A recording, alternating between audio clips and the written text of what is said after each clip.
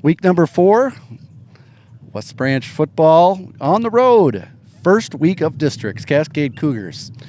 First of all, Coach Tylee, let's talk a little about last week and how the team. First 2 weeks didn't go the way the team wanted, but it looked as though you had a great game plan for the offense. Kind of stuck to what can work. Try to get some things working. Coach Bailey had a similar game plan, and things did work.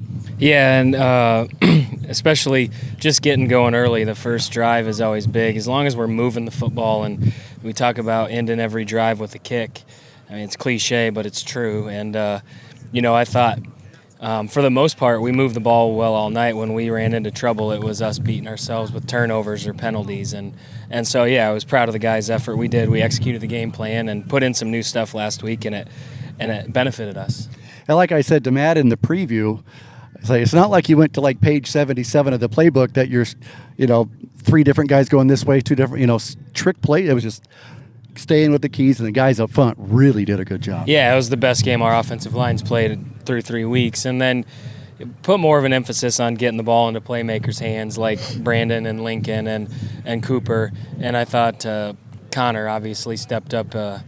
With Brennan being out, Connor stepped up and played really well at the quarterback position. So transition this week to Cascade on the road. The last time the Bears were there, it was a high-scoring affair. I think it was 5-3 at halftime, and ended up being 23-3 being the final. But always with Cascade, you're going to get big physical players, usually across the front line and the back end.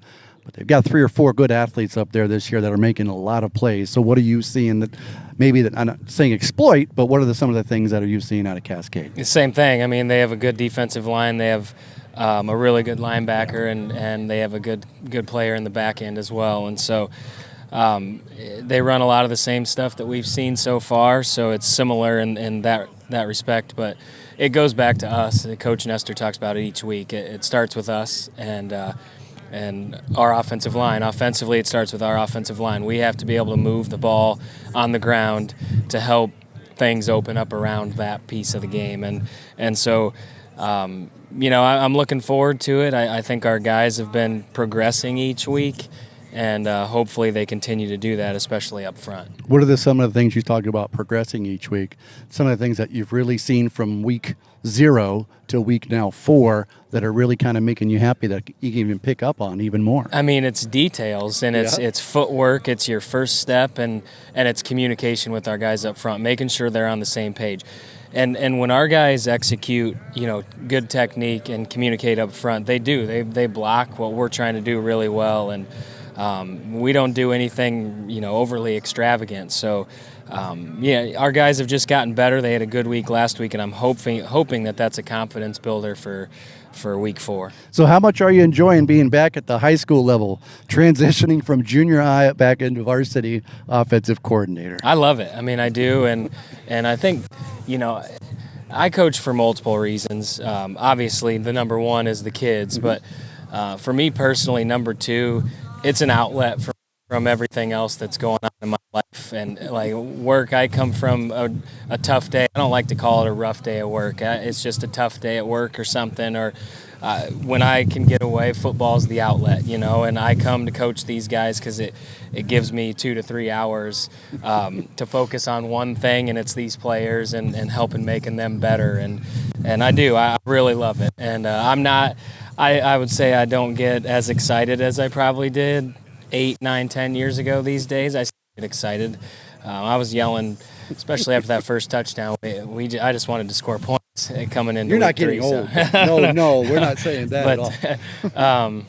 But yeah, I try to slow the game down for myself and try to slow it down for our kids. And it just makes the game easier when you slow it down in your head. And you just try to be the calming influence because there's a lot of other things going on and enough other people that are getting pumped up and jacked up about things that you just try to keep it level, whether it's too high or too low. You just try to keep them, on that level mindset. And I just getting back to it. I love it. And that's why I haven't stopped now for, I think this is 21 or 22 straight years of coaching football. I love West Branch football, and I love the kids that play it. Real quick, and then we'll close this up. You got 3 kids. One of them comes to practice with you almost every Thursday.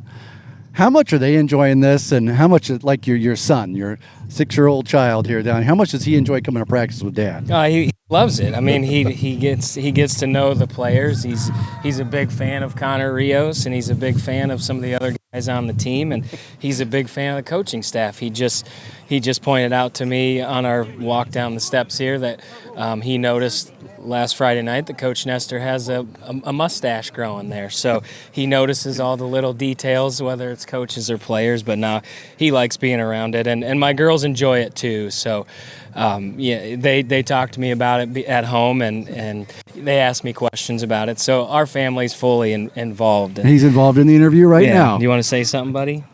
You want to say go Bears to finish it for us? Go Bears! Yeah, can't beat that. I mean, we'll just leave it there.